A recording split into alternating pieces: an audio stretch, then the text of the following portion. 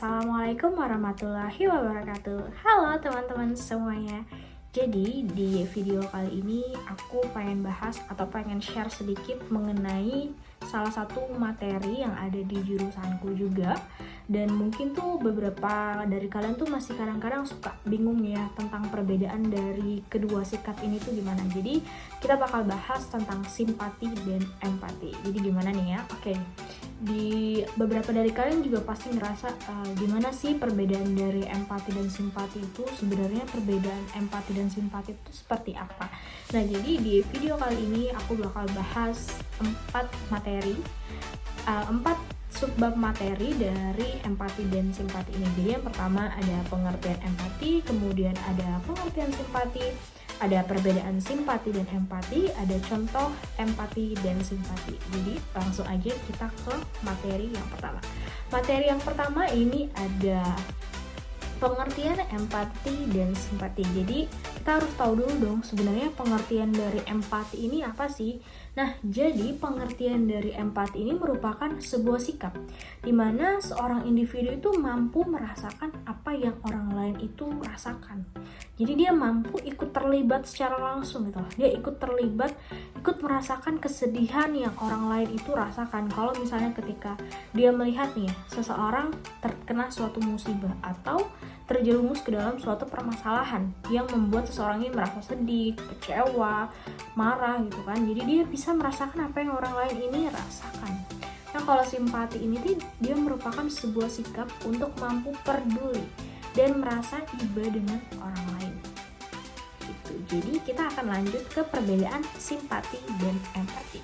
Jadi simpati dan empati ini punya beberapa perbedaan yang kalau misalnya kita tahu perbedaannya tuh kita bakal tahu, oh ternyata ini tuh adalah sikap empati, oh ternyata ini adalah sikap simpati. Jadi langsung aja kita bahas perbedaannya. Perbedaan yang pertama ada simpati merupakan feeling with. Jadi apa sih maksud dari simpati merupakan feeling with? Jadi simpati itu hanya mampu merasakan bersama dengan orang lain tentang apa yang mereka rasakan. Jadi dia tuh hanya sebatas mampu merasakan bersama gitu. Kalau misalnya seseorang itu merasa sedih, ya udah dia juga akan ikut sedih gitu loh. Tapi ya udah sebatas sampai situ aja gitu loh. Kalau empati di sini dia dikenal dengan istilah feeling in. Kalau tadi simpati adalah feeling with, kalau empati ini adalah feeling in. Jadi maksudnya empati ini membuat seorang merasa mampu berada dalam posisi orang tersebut. Kalau tadi simpati itu hanya merasakan bersama gitu. Kalau empati ini dia mampu gitu, mampu berada di dalam posisi tersebut. Dia membuat seseorang ini merasa atau berada di posisi yang sama, berada di sepatu yang sama dengan orang lain gitu loh. Misalnya seseorang ini merasakan sedih gitu kan, dia akan ikut merasakan sedih, dia akan ikut merasakan berada di dalam posisi tersebut gitu loh. Jadi nggak sebatas hanya merasakan, tapi dia seolah-olah dia berada di dalam posisi tersebut juga. Kita lanjut ke perbedaan selanjutnya atau perbedaan berikutnya. Simpati ini tidak mendalam. Kenapa?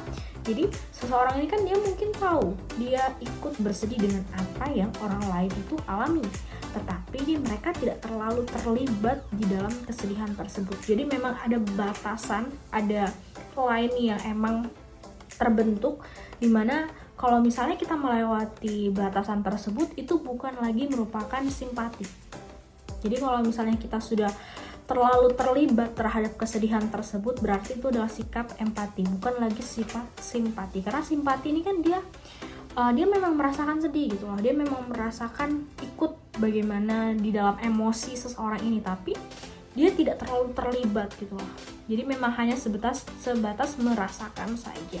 Kalau empati ini beda lagi. Kalau empati di sini dia pastinya lebih mendalam. Gimana? Seseorang itu akan lebih merasakan kesedihan orang lain dan tahu apa yang orang lain itu rasakan ketika berada di dalam posisi tersebut.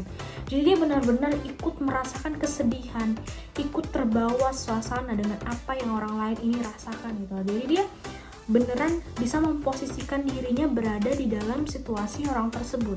Walaupun in some condition mereka itu nggak pernah berada di dalam atau tidak pernah merasakan hal tersebut gitu loh.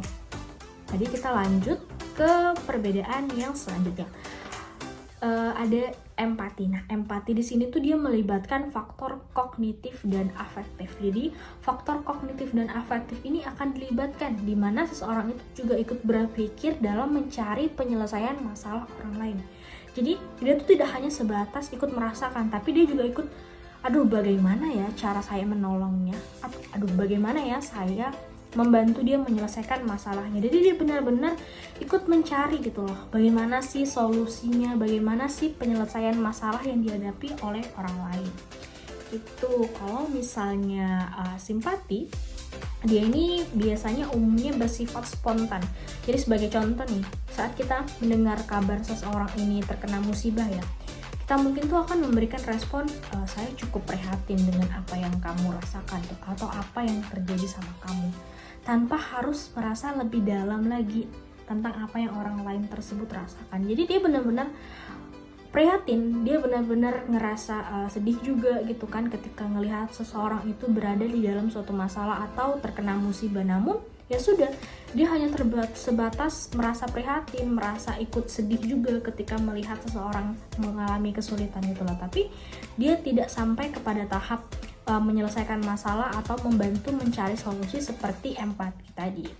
Kemudian perbedaan selanjutnya, kalau empati di sini dia tuh merupakan sikap untuk memahami orang lain. Jadi maksudnya gimana sih sikap memahami orang lain ini?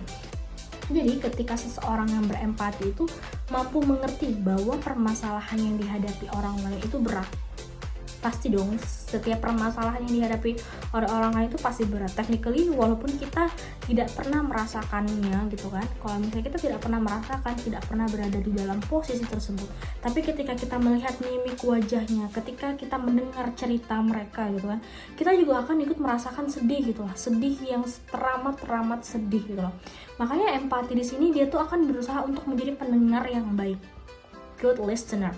Dia akan menjadi pendengar yang baik untuk seseorang yang mendapatkan masalah atau sedang dalam masalah gitu kan. Dia akan membebaskan orang lain itu untuk menceritakan permasalahannya, pokoknya sebebas-bebasnya gitu loh, sampai dia lega, sampai plong gitu kan. Kalau misalnya orang ini sudah sampai lega, sampai plong, ya itu bisa jadi salah satu cara seseorang itu untuk membantu menyelesaikan masalah seseorang lainnya gitu kan.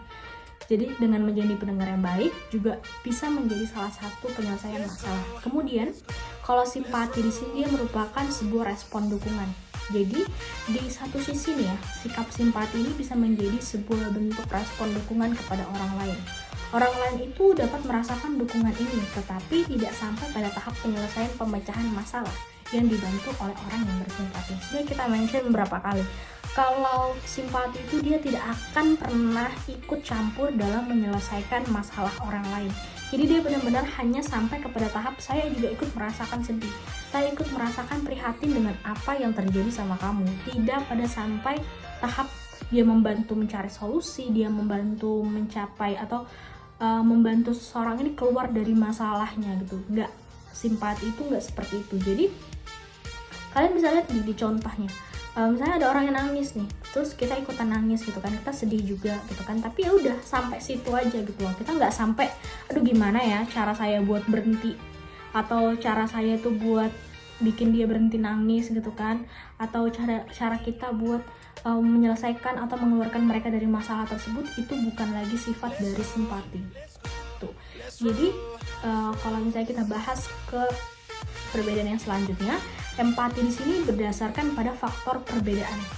Empati berdasarkan pada faktor perbedaan. Jadi seseorang ini yang bersikap empati itu mungkin tidak mengalami hal yang sama yang terjadi pada seseorang, namun dia mampu merasakan apa yang dialami oleh orang tersebut. Kita juga udah pernah mention ini tadi, kalau misalnya kita walaupun nggak pernah di dalam posisi orang tersebut, kita tuh juga bisa ikut merasakan apa yang orang lain itu rasakan. Itu empati. Kemudian kalau simpati di sini yaitu, kalau tadi empati berdasarkan perbedaan, kalau simpati ini berdasarkan faktor persamaan. Jadi seseorang ini mungkin pernah mengalami kesamaan nasib yang kemudian menjadikan dia tuh merasa iba atau merasa prihatin terhadap apa yang dialami oleh orang lain. Makanya dia bisa bersifat simpati karena ada faktor persamaan nasib gitu di antara mereka. Kemudian kita lanjut ke contoh empati dan simpati. Oke, kita lanjut ke contoh simpati dulu ya. Yang pertama, yaitu memberikan ucapan rasa sedih atau bela sungkawa. Jadi, kalau misalnya seseorang ini dia sedang berada di dalam atau sedang ditinggalkan oleh orang terkasihnya gitu kan, orang-orang akan memberikan ucapan rasa sedih atau bela sungkawa. Nah, itu bisa disebut sebagai sikap simpati. Kemudian sikap simpati lainnya, dia ini memberikan ucapan selamat atau turut bergembira. Nah, jadi kalau simpati ini tuh sebenarnya nggak melulu tentang hal-hal yang sedih atau hal-hal yang duka gitu loh, hal-hal yang ketika ditinggalkan oleh orang tuh enggak. Jadi kalau misalnya seseorang ini dia graduation gitu kan, dia kelulusan, dia akan mendapatkan banyak kata selamat gitu kan dari orang-orang. Nah, ini tuh juga bisa disebut sebagai simpati. Kemudian kita lanjut ke contoh empati. Jadi empati ini membantu korban bencana alam. Nah, di sini kalian sudah bisa lihat perbedaan yang sangat signifikan kan? Karena kalau empati di sini dia langsung mengorbankan fisiknya, langsung mengorbankan dirinya untuk membantu menyelesaikan masalah ini kan. Misalnya ke bencana alam, berarti mungkin dia akan menjadi volunteer untuk membantu orang-orang yang terkena musibah. Kemudian empati, contoh empati selanjutnya itu mendirikan rumah singgah untuk menampung anak-anak jalanan. Nah, seperti yang kita tahu kan, anak-anak jalanan tuh kadang ya, bukan kadang sih, kayak pasti nggak dapat proper education, nggak dapat pendidikan yang layak gitu kan. Makanya orang-orang yang punya jiwa empati yang besar, mereka akan berpikir nih, bagaimana ya cara kita membantu anak-anak jalanan ini agar mereka itu bisa mendapatkan pendidikan yang layak. Nah, dengan mendirikan rumah singgah ini menjadi salah satu solusinya, dimana anak-anak tuh kan akan mendapatkan pendidikan juga, walaupun memang tidak selengkap kalau misalnya mereka mendapatkan pendidikan yang formal, tapi setidaknya mereka mendapatkan pendidikan gitu. Oke, mungkin itu aja video kali ini. Semoga video ini bisa memberikan kalian manfaat, dan sampai jumpa di video pembelajaran KMNI selanjutnya.